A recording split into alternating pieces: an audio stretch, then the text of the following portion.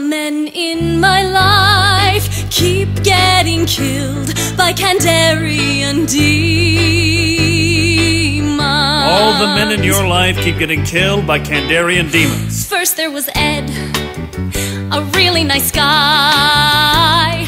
Didn't talk too much, but I didn't mind. I was all set to marry him, but before we could consummate, Ed was killed by a Kandarian demon. Kandarian demon, Kandarian demon, Kandarian demon. Yep, I'm here. Better late than never. Yeah, I'm pretty late with my pick for the Alphabet of Awesome Movies 2. And last week's letter Y, of which this week should be Z, but last week I'm now playing catch up. For the letter Y, Tattooed Doorman gave us the word yarn. A tall tale or unbelievable story. Great pick for the letter Y. And once again, I mean, he said it in not so many words. I mean, you could pick any Terry Gilliam movie and it would fit perfect for this word. His pick, The Adventures of Baron Munchausen, I mean, sums it all up. To find out why he picked that movie, go check him out in his video. The same with down here, Big Fish, which was chosen by Chris Casey Jones. I mean, go check out his channel and check out his video as to why he picked that movie. Excellent choice once again. Horror Show 3000 picked Frailty. Perfect choice. Go check out why he picked that one. That was his choice. Like I said, you can pick here Brothers Grimm, Terry Gilliam movie starring Matt Damon, Heath Ledger, and the beautiful Monica Bellucci, which I've shown before. God, I'm in love with that woman. We have Time Bandits, which has been mentioned. The Imaginarium of Dr. Parnassus. I mean, here we have Dr. Parnassus goes and makes a bet with Lucifer himself, or the devil. I mean, just crazy, and the stuff that he goes on in his Imaginarium, how it's used, is just wild tale after tale. Just his whole bet, and the reason for the bet, and what's at stake is just a unbelievable story. Big Trouble in Little China, we all know that. I mean, this is a wild, crazy tale from Chinatown. And we got an insurance, or I think it was an insurance investigator. Anyways, an investigator that's questioning Egg Shen at the beginning of the movie. Going, hey, why half of Chinatown goes up in a burst of green smoke. Is it green or blue? I can't remember. I mean, what happened, and why is Jack Burton involved in it, or what is his involvement in it? So just a crazy-ass tale there. Eric the Viking. Crazy Viking story of, a group going to battle Fenris the Wolf for their world and their livelihood that's being overrun by the cold and snow and ice. I mean, just crazy-ass tale. And mainly because you got the one guy who's trying to convert them to Christianity. They can't see anything that they see, even though he's along for the ride. But that's not my pick. This is just the background. I actually have 3 picks. Honorable mention, and then 2 main ones that I couldn't choose between. My honorable mention goes to The 13th Warrior, which is a story of Antonio Banderas. His character is exiled from his country and sent to be the ambassador for his country to the north, all because he fell in love with the wrong woman and was caught with her. So while he's up there, there's a prophecy that 13 warriors will go and stop this legendary fireworm from consuming all the tribes and all the people of the north and all the world. And that the 13th warrior will actually be a foreigner. Well, here he comes. 12 warriors just happen to have been chosen already, and he comes up to be an ambassador, talking to their, to their king, and lo and behold, he is chosen as the 13th warrior to go and embark upon this incredible journey to fight this legendary fireworm, which is nothing more than a tall tale. And it's an almost unbelievable adventure that they go upon, that they undertake.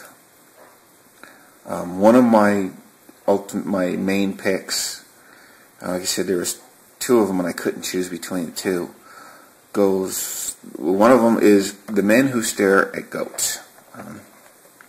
Yeah, this is a comedic tale about a reporter played by Ewan McGregor, right there, who learns of an experimental unit within the United States Army that deals with psychic abilities, telepathy, telekinesis, different things like that, and they call themselves the Jedi. The government wants to use them to remote view troop activity, to do psychic assassinations on dictators and everything, to kill people with their minds. It's just, he goes on this incredible adventure and just tracking down the tales of what these men from this unit can actually do to find out, is the unit actually real. What really makes it even more interesting is that though it's turned more into a comedy, this is actually based in truth. It's based on a book. I can't remember the name of the book, but anyways, the writer is the guy who was actually in this unit, and he is being portrayed by George Clooney's character in the movie. But it's actually based on a factual unit within the U.S. Army. They really did have people that they were trying to experiment with psychic abilities. Fucking nuts. Yeah, the military has some crazy ass shit that went on, and I mean, no wonder there's so many conspiracy theories out there involving the military, because they, really, literally had crazy shit like this happening. And this took place in the late 80s to early 90s. Okay. Now we have my other final pick goes to the made-for-TV movie Arabian Nights. It revolves around a sultan who was betrayed by his wife, who actually ended up murdering her, and he was betrayed by his brother, who actually slept with his wife, and she was going to kill the sultan, her husband, but like I said, he turned around and murdered her. So now he's got this horrible fixation on and belief that he's going to be killed, that he can trust no woman. Any woman that becomes his wife will kill him, and blah blah blah. He turns into this gigantic friggin' wimp. Okay, he has absolutely no backbone. Well, in order to keep his kingdom and keep the people united, and to defeat the army that is being mounted and built up by his evil brother, who turned his wife against him, he has to be married by a certain date and a certain time. Time is coming up short, and he has like 24-hour period. Well, in order that, all the women in the harem know this, know that one of them is going to die, because he is obsessed. He is a freak, and he will slaughter one of the women before the night is done, all because he's freaked out by what his first wife did.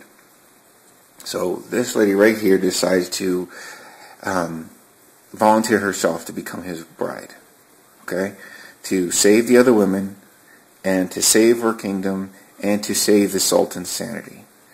And how does she do this? To survive the night and everything, and to prove that she will not kill him, that this is not a curse, that he has nothing to fear, and that he needs to grow a backbone again.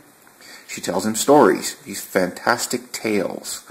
Aladdin and the lamp, and the magic lamp. Ali Baba and the 40 Thieves. All these different tales of magic, flying carpets, genies, and the war between genies, and just different things taking place. All that he will not kill her. Okay, and she can prove to him that it's all just his imagination, and that he is powerful, he's strong, he doesn't have to be afraid anymore.